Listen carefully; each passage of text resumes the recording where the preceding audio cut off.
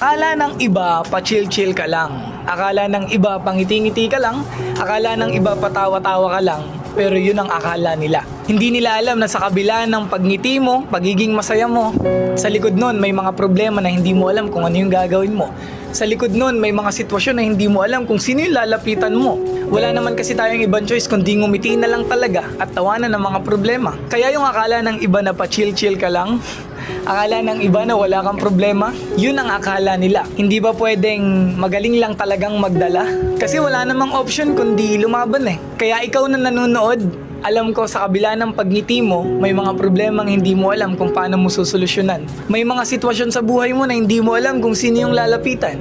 Ngumingiti ka na lang, nagiging masaya ka na lang. Gusto kong sabihin na ipagpatuloy mo yan, maging masaya ka lang, magpahinga ka lang, and then after nun, lalaban ka ulit.